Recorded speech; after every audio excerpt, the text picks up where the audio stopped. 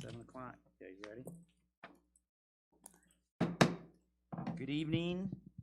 I'd like to call the Ferrysburg City Council meeting on Monday, January 17th, 2022, 7 p.m. Could I have a roll call, please? Mayor Blease, Here. Councilmember O'Donnell, Councilmember Carlson, Here. Councilmember Montgomery, Here. Councilmember Sias, Here. Councilmember Murdoch, here, Councilmember Kate. Here.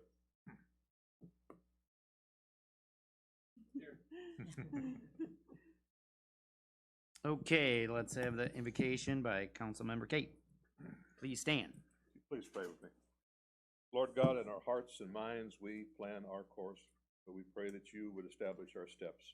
We pray that and seek for your advice. Let us not make decisions based on what we presume to know, but let us act based on your wisdom. As you guide us, Lord, we place this meeting in your hands so that you may direct us. Amen. Pledge allegiance to the flag of the United States of America and to the republic for which it stands, one nation, under God, indivisible, with liberty and justice for all. Okay, item number 5, public comments. This time on the agenda is for any citizen to direct brief comments or questions of the city council. Time for public comments will be given when an agenda item is discussed. If you have a comment or question, please raise your hand to be recognized by the mayor. And after being recognized by the mayor, please give your name, address for the record, proceed with your comment or question. Please limit your comments to 3 minutes. Do we have any public comment? Nope. Moving on. Okay, number 6, consideration for approval of consent agenda. A, approve the December 20th, 2021 City Council meeting minutes as printed. B, approve the schedule of the March Board of Review meetings. Tuesday, March 8th, 6 p.m. Organizational, no appeals heard. Monday, March 14th, 1:30 p.m. to 4:30 p.m. and 7:30 p.m. to 9:30 p.m. Tuesday, March 15th, 1:30 p.m. to 4:30 p.m. and 6:30 p.m. to 8 p.m. C, approve poverty income standards for 2022 assessments and asset level guideline for 2022 assessments. D, adopt the 2022 prioritized city council goals, and there's an update on your desk. E, approve an agreement between the city and Grand Haven Area Public School District regarding the collection of the district's property taxes for the calendar year 2022 and to authorize the mayor and city clerk to sign the agreement. F, adopt a resolution approving a request by the Grand Haven Area Public Schools for the city to collect all the school's 2019 property taxes during the city's 2022 summer tax collection period, and a request by the Ottawa Area Intermediate School District for the city to collect all the district's 2022 property taxes during the city's 2022 summer tax collection period. Was that a typo in there, Craig? 2019? Let me correct that first line. School's 2022 property taxes. Your Honor, Yes. I move for a approval of the consent agenda with the correction. Okay. Word. I have a motion and a support. All in favor, say aye. Aye. Aye. All opposed? Moving on, number 7, new business. A, discussion to take action if appropriate to approve including the North Shore Road bike path as a connector to the Idaho Explorers Trail. Your Honor, Yes. we have Kurt DeHart here from the Ottawa County Parks. If you'd like to make a couple comments. Oh, great. I thought he looked familiar. Would you like to come up to the podium, Kurt? Just state your name and address for the record. I professional address or my home address? Home address is fine. Okay, Kurt Terhar, 1320 Oaks Avenue, Grand Haven. My official title is Coordinator of Park Planning and Development for Ottawa County Parks. Greetings from Ottawa County Parks. Okay, thanks for coming. Let's see here. Ottawa County Parks is requesting the pedestrian path from Pine Street to Ottawa Sands be signed as a connector path for the Idaho Explorers Trail. Attached is information provided by Ottawa County Parks regarding the trail, along with proposed timelines. Also attached is a resolution from 2010 when City Council supported US Bike Route 35 in the city. A number of the US Bike Route 35 signs have been installed along the designated route in the city. Okay. Looks very interesting. Anybody have any questions for Kurt here? Yes. Where exactly is this proposed trail? And what are the connecting points? Yeah, well, that's exactly what I want to do. So just let me give you a little bit of context why this is coming up now.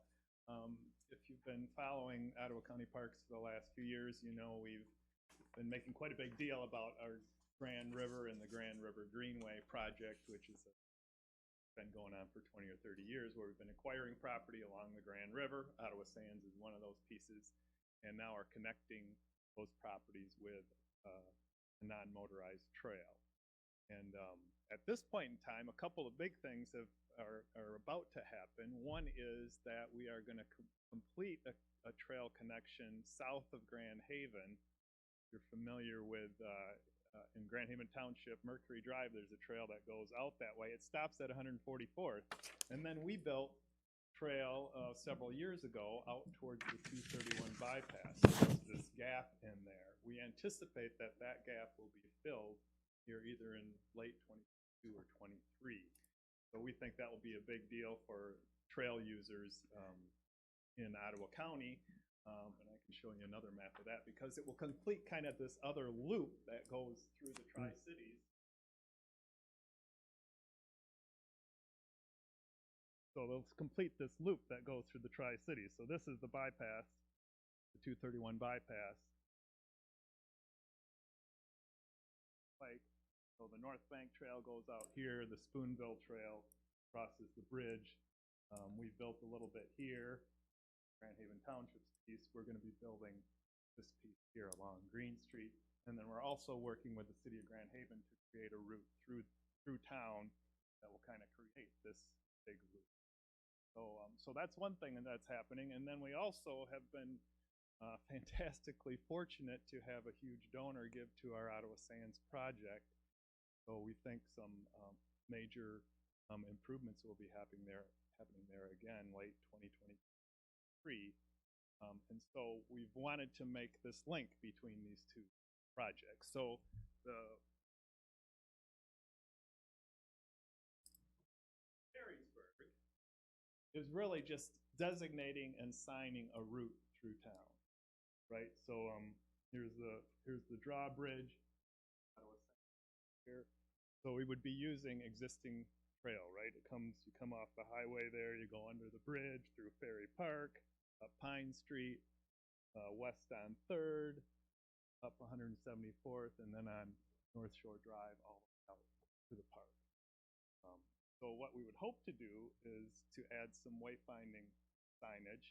And similar, thank you, Craig, for putting in that I think you did. You approved 10 years ago this Route 35 route through town. And I didn't even realize all the signs were there, but this would be kind of adding to that. So that would be a dual route. Then, of course, that route out with this. So I've shown here, we think we'd want a map someplace that shows kind of the whole system of trails. We'd want some wayfinding at certain parts, and then some confidence markers also. So going a long way between intersections. Am I still on the right way? We like to give a sign everyone. So there's some places where you'll need to know how to turn. That's right where the Route 35 route goes. here we would need some arrows with it. So that's really the basic idea. Designate a route that sign and call it the Explorer.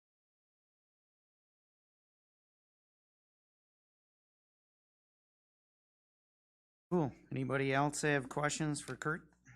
Destination is Ottawa Sands, or That is the immediate destination. I mean, I think it could actually go further all the way to the lake, but since the main stuff that's happening is at Ottawa Sands, I really wanted to make. if you go, It would go down North Shore Drive. Yeah, right. It would be on the shoulders, the newly constructed shoulders there. Yeah. But of course, there's nice separated path all the way to North Beach Park.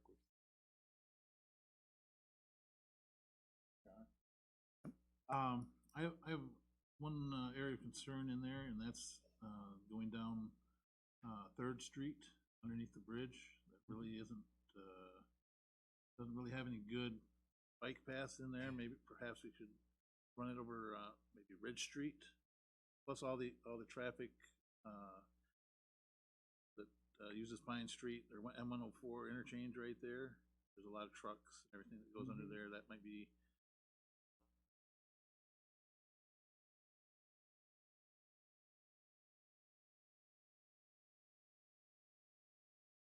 Right. We don't have any immediate plans, but yes, that is an area of. Yeah, I don't know if it's quite concerned, but it's just narrow sidewalk. Right. Yeah, it sure would be nice if we could do something to get a wider stretch through there. So we'd be willing to look at another route if we think that makes sense. This follows kind of high route. We'd look at. Mm-hmm.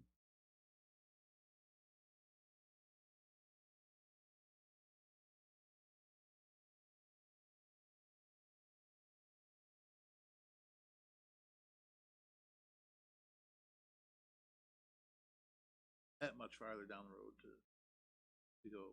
So is that And the then one that this comes right out here? And This then is goes Ridge over Street the- right out here. Yeah. Okay, that's good. Or I have seen some other cities that have done something very similar to this, working with MDOT to make some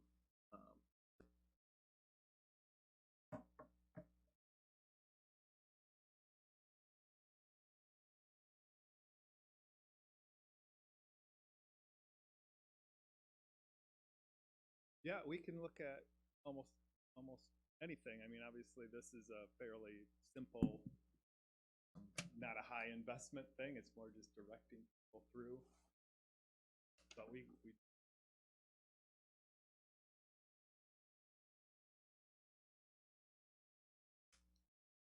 Your Honor, I'd like to make we approve the North Shore Road bike path to the connector with the Idaho Explorers Trail. support. Okay. We have a motion and support. Any further discussion? I'll just add that, I've biked that whole trail all around, and it's, I think that'll be great once that connector by Connor Bayou to Grantham Township is completed, because that stretches, you have to ride on the road on Green Street. no fun. No So fun. that's a little sketchy, but besides that, it looks great. And then I read in there, it looked like there was gonna be some additions at Bass River, that area possibly Yeah, we're working in the on- future. We're working on several sections simultaneously. That one is a little tricky because that's state land, so Yeah. there's Oh. some hoops to go through with that. But we are developing two other segments towards the east end of the county. In fact, one will make the linkage between Ottawa County this summer. So yeah, there are several pieces, and that'll be the way it goes for the next 3 to 5 years. Probably pieces will start filling in. Yeah, because it looks like it goes all the way from Millennium Park, Grand Rapids, all the way to Lake Michigan, Grand Haven, and Ferrysburg. So Yeah, I think it'll be that's the great. idea. Okay, all in favor, say aye. Aye. All opposed? Great, thank you very much. I'm assuming we would probably work with your public works guys on exactly Yeah, where to how put the mount- little signage and yeah, whatnot. how to Okay, mount them where it's appropriate and Sure. that kind of thing. All right. sounds good. Thanks, Excellent. Kurt. Thank you very much. Okay, moving on. 7B, introduction of ordinance 319, an ordinance to provide for the regulation control of stormwater runoff and to establish stormwater standards. Greg? So currently, the city has a stormwater ordinance, and there's not a whole lot of change between the current ordinance and the one that's in front of you tonight. The big change is, the water needs to remain on site. So anything with 1 acre or more, the goal is to have water retention, stormwater retention on the site. And so this, ordinance will provide for that. Other than that, there's not gonna be a whole lot of change for how the city, approves developments. Right now, where the city has the escrow account, so anything comes in with a site development, they play the escrow account, and that pays for all expenses for the engineer, the planner, the city attorney, and whatever. So that's included in this ordinance, but it's already on the city books. One thing new in this ordinance is a performance guarantee that once the design for a retention pond or retention system is approved, the contractor is going to have to come in and put some money down until the item is built, and then once that item is built and approved, the money will be released. Okay, Your Honor? yes. I have some concerns about this ordinance. First off, reading through it, I've noticed quite a few grammatical spelling errors and logistical errors in it. Okay. I would like to move this to the planning commission since I believe they meet before our next meeting. Take a look at it. Craig, didn't we address this in 2016, something similar to this? Looking at a new ordinance? Yes, we did. And we rejected it at that time because we were exempt from the having to implement these plans. No, we weren't exempt. The reason it got introduced to city council, and then with the permit being on hold and stuff like that, everybody just held off to adopting the ordinance until the state actually approved the new permits. I see this kind of being also perhaps a liability for the city. The bullet item number 1 on your note here, it says, first inch of stormwater needs to be treated for water quality. How do we do not have a combined sewer system, so how would we treat stormwater? Stormwater would have to settle in some kind of catch basin before it was released into our city storm sewer, to try to get the pollutants out of it before it dumps into the lake.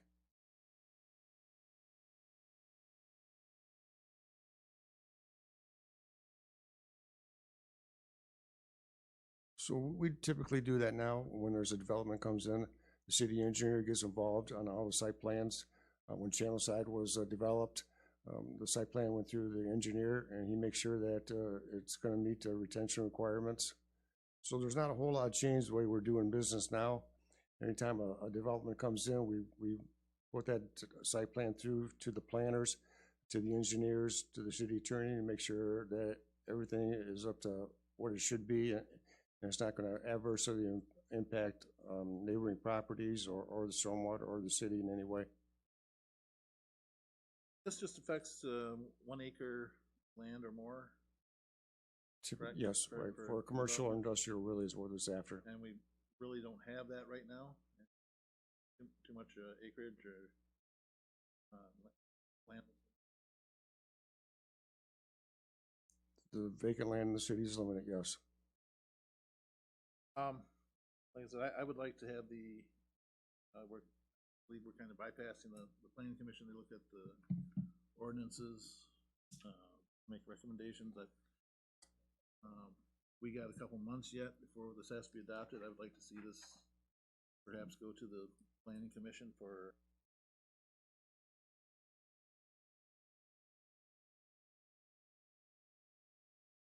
Again, this is something that's gonna be required by the city, that it has to be adopted by April 1st, or else we're gonna be in violation of our permit. All the communities in this, Lower Grand organization are adopting basically the same ordinance. I'll give them a month to look at it, do it, back to us, February and March.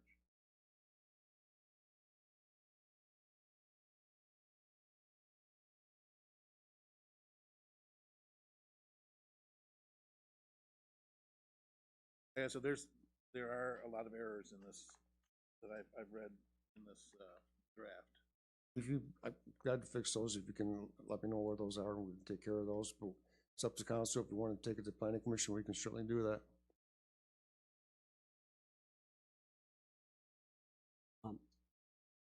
Your Honor, the spelling and grammatical errors aside, I think this is something that if we're required to have done by April 1st, I'm not sure there's any reason to actually send it to the planning commission, other than, you know, I think if Craig and his staff can run this draft through and error proof it and bring it back to, you, aside from grammatical errors, I don't know that I have any issues with that. Especially if the states or we're required to have this by April 1st for our permits.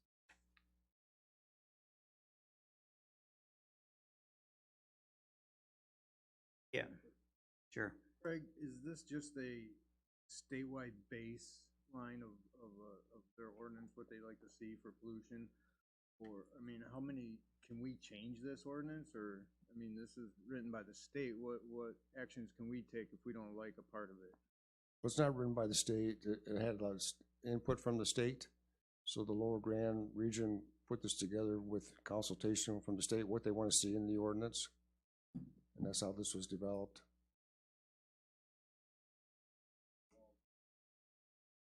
Depends on what we're trying to get changed in the ordinance.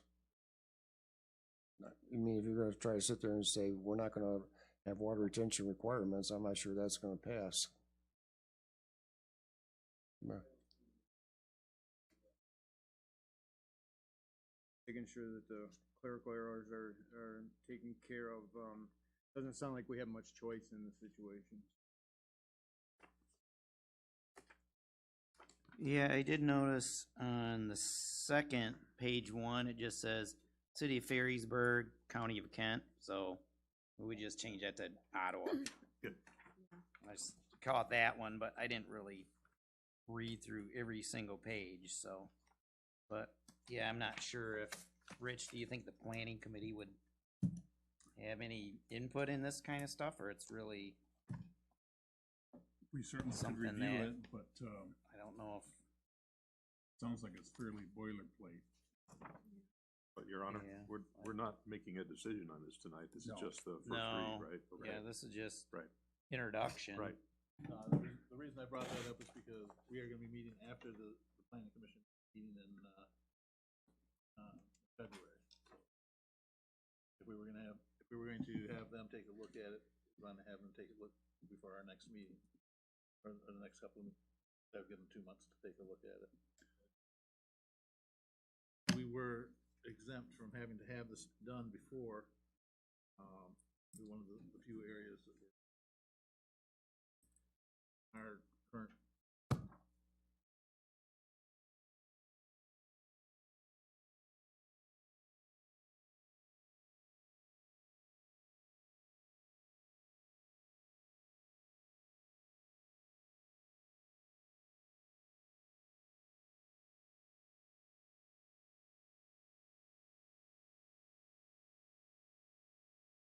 Okay, anybody else have any input?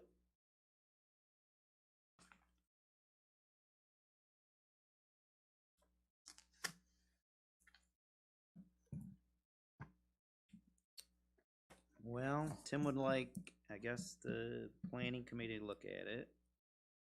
Not quite sure if that's the way to go or not. Of course, yeah, Craig can, update the grammar, corrections and stuff.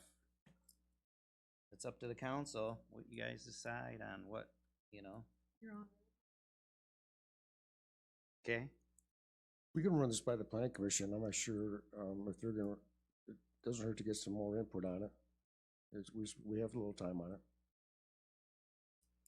Would you think you could put it on the February agenda for them just to, Yep, we'll put it on the February agenda. just to look through it? All right. That's just introduction, so we'll just agree on, okay. Having the planning committee look at it at the February meeting. And then it can come back to us at our, city council meeting in February, or the second meeting in February, with all the updates as a, agenda item. Okay, all right, moving on. 7C, discussion, take action if appropriate, to approve the mayor's appointment of Hannah Bernard to the Beautification Commission for a term ending June 30th, 2024. Looks like we got our application now. Will, is she on the rec committee also? Oh, okay. And Debbie, have you had a chance to meet her? Oh, okay. Okay.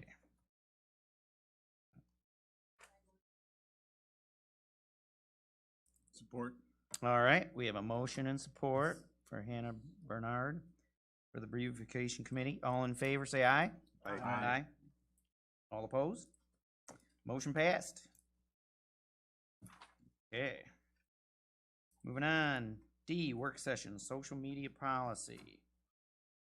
Okay, myself and Will talked about this a little bit, so let's look at this, and Craig added some stuff on here. So let's take a look here. Social media policy for City of Ferrysburg. Okay. I did have one maybe question for Craig on, it says in here, if you look at the policy in letter M, creating a website or social media page that has any appearance of officially representing the city is prohibited without the express written approval of the city council or designee. Now, Craig, are you the designee, or me as the mayor is the designee? Whoever city council designates. Okay. Any information added to the official city web page and or sites must have written approval of the city manager. Well, that's not in question. City web page is fine. To be accessible by the general public. Any Facebook, Instagram, Twitter, or other similar social media page account created on behalf of the city shall be for governmental information dissemination only, not in any way create a traditional public forum. Okay. And that's, if it's a city one. Let's see, N, using images of any official city logo, patch, badge, or sign on personal web pages is prohibited without the express written approval of the city council or designee. Okay. And Your Honor, that's where I think the major issue is. I don't think anyone here is representing themselves as the city. I think everyone here has recognized themselves very clearly as council members. Yeah. I think that piece that you just mentioned, not able to have the city logo on any page or in any of our photos, I think that just becomes problematic for all of us. You know, that precludes us from posting any photos, whether, you know, Tim or I are wearing this shirt, or we have the logo in the background like we take our annual photos. I think it's just a little extreme if we're doing our best to contribute as or communicate as council members to the public. Tim, you had some? Yes, it's not unprecedented for organizations to be protective of their proprietary information, typically logos, et cetera. as a member of the Coast Guard, I cannot put on my website, I can put on there that I am a member of the Coast Guard Auxiliary, however, I cannot use their logos as part of my website.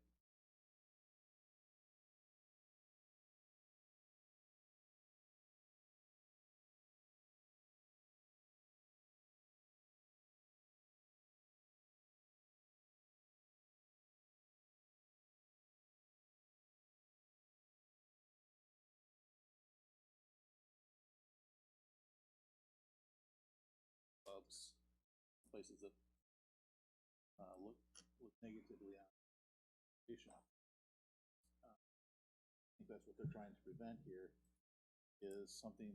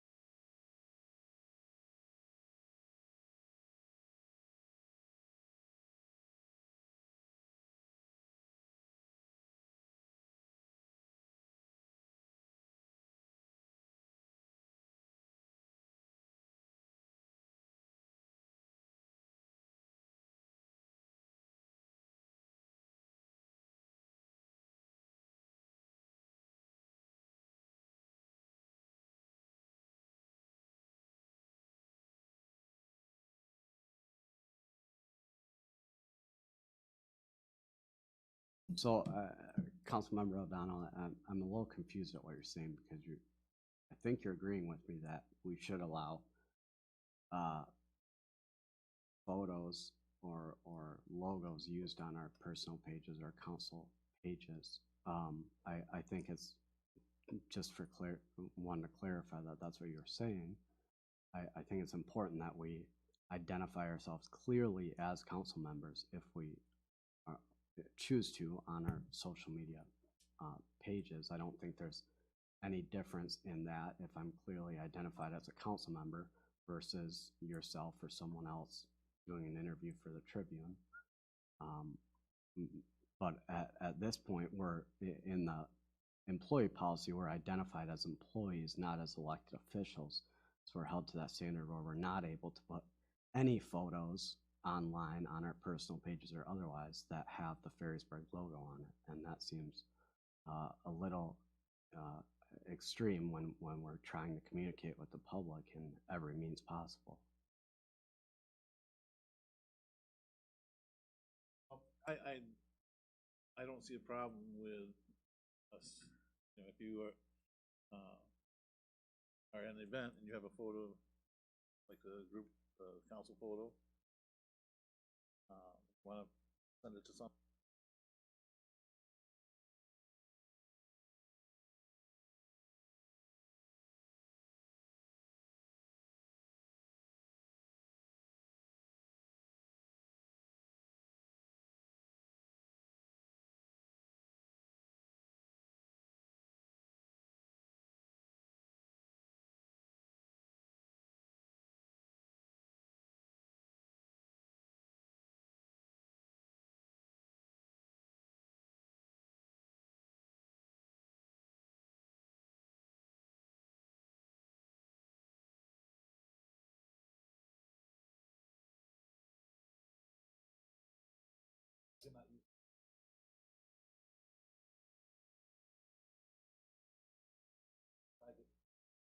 If I get a photo of me having in the background.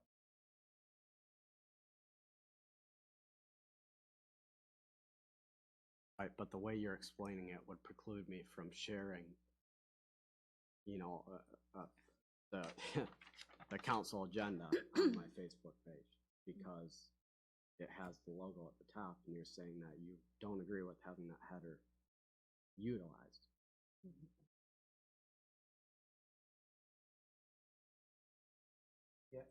we put something in here in the ordinance or regulation that states employees are not allowed to purposely use city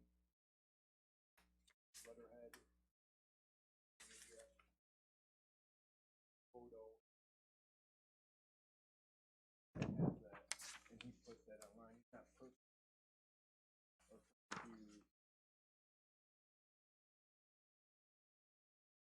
Blur, when I post an agenda, I blur out the logo. No, that would be an official notice by the city. That's public information. I think that my agenda. Right, You're reposting something already public information. Someone were to come in and want to get a copy of tonight's agenda, it's got the city logo on it, it's public information, public. I don't see a problem with that. I guess the part that I'm hung up on is I feel it's a little silly that the only people in this city that cannot post pictures with the city seal are the people that represent the city.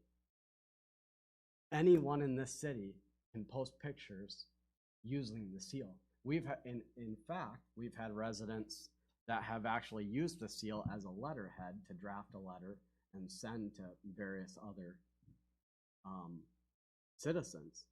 So again, myself as a city representative of the people of the city of Ferrysburg should be able to use this logo as long as I'm not speaking on behalf of the entire council, right? But if I clearly identify myself as a council member of the city of Ferrysburg, that should be sufficient to say that, okay, he is official in his own thoughts, right? And if it gets to a point where someone is misrepresenting themselves, that would be a disciplinary issue separate from this policy. Your Honor.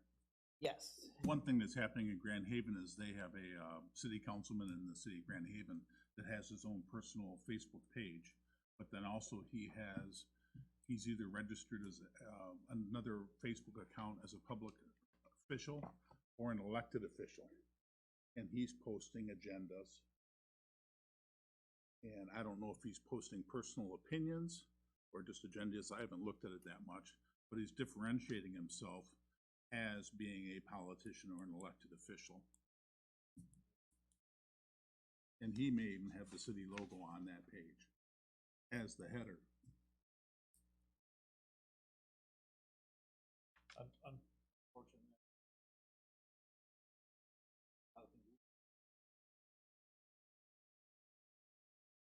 We are trained by our elected positions. We know something about somebody, we can't use that against them.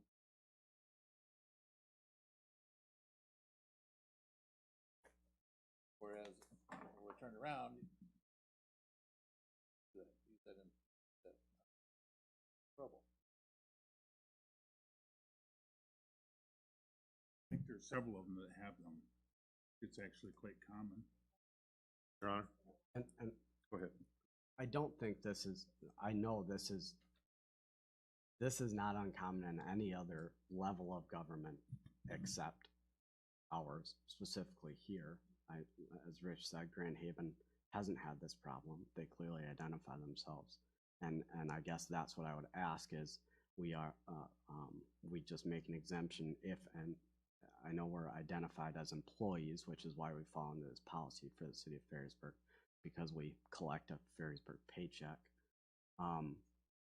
But I would just ask that as a public official, an elected official, we're exempt from that specific portion of the policy. And like I said, we hold each other accountable as we do with everything else if someone is misrepresenting themselves. But our number 5 goal is to improve communication with city residents, and it's difficult to do that if we don't look official in some manner on all social media platforms. Your Honor. one thing I should mention as well is a couple months ago, we talked about presenting some type of amended, highlighted agenda for the citizens.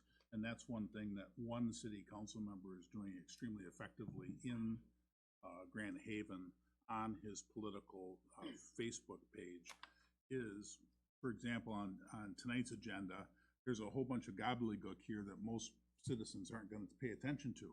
But you could highlight the city goals, he would highlight the Idama trail, and potentially stormwater drain off. And that's just your quick little bullet point snapshot of what's going on. Your Honor? Okay, Bill? Kind of piggybacking on what Will said. I communicate with my elected representatives a lot. They know me by name. And every correspondence I get from them, whether written or electronic, comes with their government seal and logo on it. And as long as they are acting in their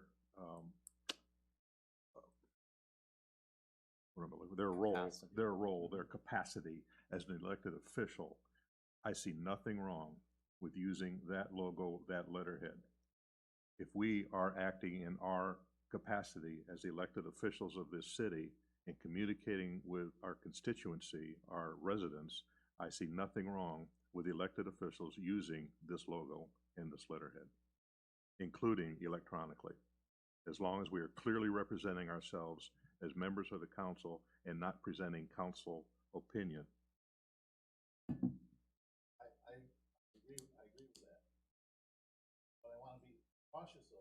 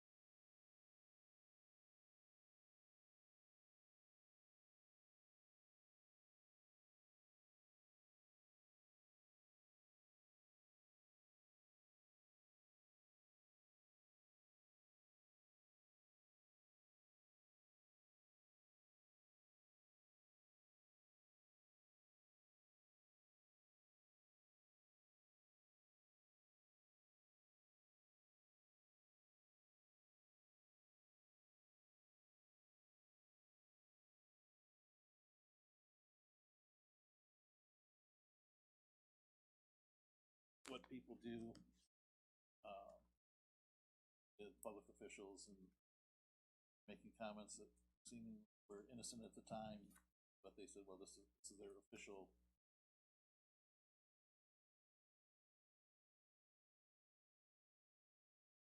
Worries me, and I think what Tim's trying to express is, we're walking a thin line here. When you start using the city logo and letterhead, or not even letterhead, but just logo, and then putting information out on social media, your intentions might be good, but there may be somebody that uses that in a negative factor to spread falsehoods or false information using the city logo to do it. And that would be my main concern about it. But I do think, in today's day and age, we definitely need to address this issue because everybody's on social media and campaigns are won and lost on social media today. So we really got to think about, where we're going to go with this. But I am a little concerned that somebody could use, official city logos to spread falsehoods and to make the city believe that it's, legit information when it's not. That's my only concern. Your Honor, I would like, do you think, Bill, of something with personal Facebook, putting this Yes. on your personal page? So the way this all started, Okay. brought about, is I have a separate Facebook page that is titled William Montgomery, City Council Member, Ferrysburg City Council member. And on that page, I actually posted the photo of all of our council when I was elected with this logo, actually right here standing with this logo in the background. And I was notified that that is against our employee policy because I posted a photo with the logo in it. Now, Jerry, I understand what you're saying about people taking things and using them for inappropriate things. The ironic thing about that statement is a citizen could take a photo and slap a logo on it, and they're really not doing anything wrong. It's only us that can't use the logo.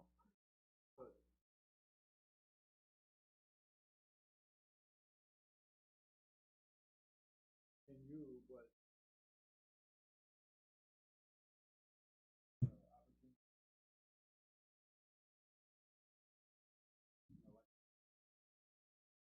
That would be my only concern, because here you have an elected official and you have the city logo and he's saying something that's totally false. And it gets out into the social media and in the public and it becomes, the gospel. So I would ask how us as council members, how that situation would be different than any other level of government, right? You can go all the way to the top, right? This would be like saying the president couldn't use the presidential seal on a photo of himself, right? Or on his social media page, or even have it in the background of one of his pictures. It's just a little absurd, and I was asked to remove it. And the email, I've been very open with it. The email is actually included the whole chain in there. I just think it's a dated policy, especially if we're going to prioritize communicating with our citizens, right? We say we want to improve communication with our citizens, but then when it comes to this is kind of where the rubber meets the road. So.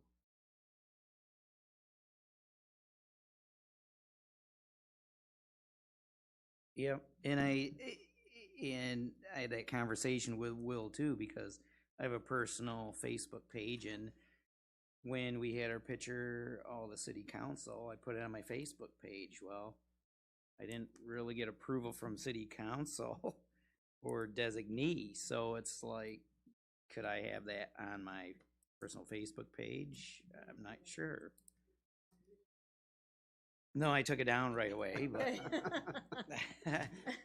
but the thing is, Craig had our city attorney look at this, and he said, as you see the description right here, his answer, he commented he was not sure that was the intent. However, it's how the policy reads. So the policy N reads that. So, but it does also read express written approval of city council. So we can approve ourselves to put our logo or picture on our Facebook page if we decide to do that, because that's what it says. City council or designee. Well, Your Honor, So I'm not sure.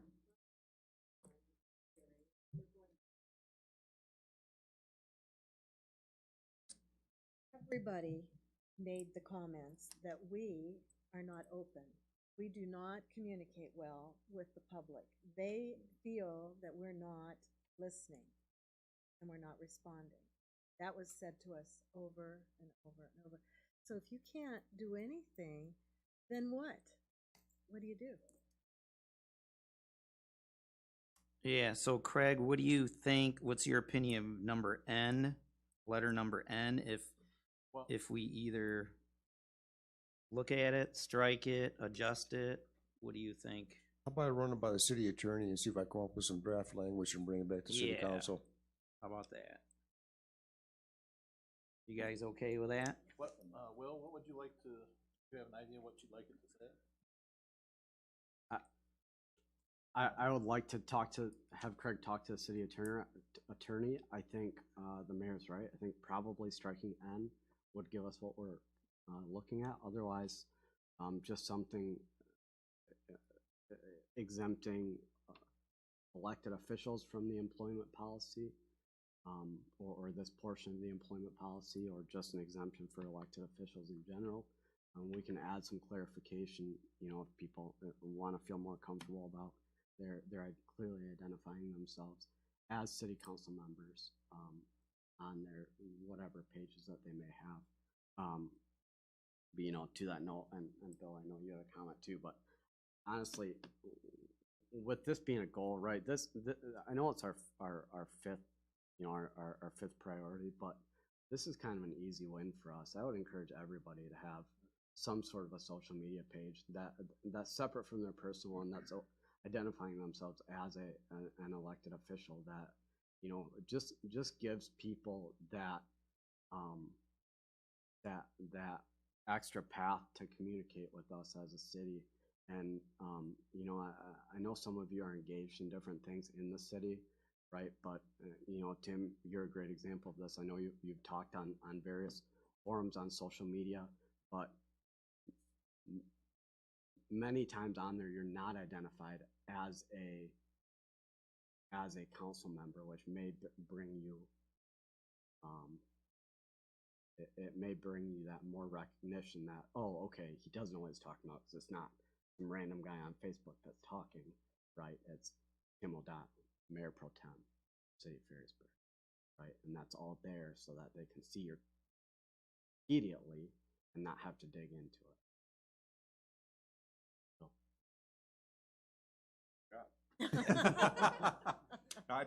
I think we're all in this room smart enough to know the difference between personal use of a city logo verbiage versus representative use of it. If we were to have a page like that councilman in Grand Haven, whether we use the logo or not, I think is immaterial, as long as we are presenting ourselves and just communicating like agendas. I think that's a great idea for every one of us in this room to be able to put out an agenda and invite people to come and look at something besides empty chairs at every meeting. I have no problem with just striking that or doing like Will suggested and asking for an exemption for elected officials. Okay, so Craig, you want to check with our attorney, Brooke, and get some language and stuff, and then, Bring it back to you. yep, bring it back to us. Okay. All right, sounds good. Before we put that to bed, Oh. one question. As long as we're not currently using a logo, patch, or anything like that, there's nothing to prohibit us right now from having such a website without all that stuff on it. If I just said Bill Cake, member, City Council, Ferrysburg. So I'll just add, when I did my page, I went through, so Facebook will allow you to register your, and they'll verify your elected official email address, and then they'll add that title of elected official. I was asked to remove that for the time being. So I think now it's, I don't know what it's designated as, a political page or something like that. So at some point, yeah, in that language, we should be allowed to identify ourselves on social media as elected officials.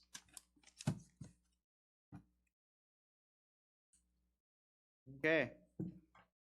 Let's move on. Number 9, report, city manager. No report? City council members. Let's start down at the end. Debbie? Okay, January 10th, I met with the Beautification Commission. We discussed next year's holiday contest plan for more advertisement. They discussed changes to the carol sing, possibly changing date and or time. They discussed 2022 flowers. They're gonna stay with the Super Petunia hanging baskets and the same flower orders from 2021. And they recommended to the mayor appointment of Hannah Bernard for the commission member. And they will discuss the 4th of July parade in February. And the next meeting is February 14th. Okay. Jerry? Tim? For our newest members, I hope you got the emails. The MML training is coming up on the 20th and 22nd for newly elected officials. That's going to be virtual. A lot of good information on there. February 11th, I believe, there's a 4-weekender training being held for anybody. And even the newly elected official meeting is good for even some of us.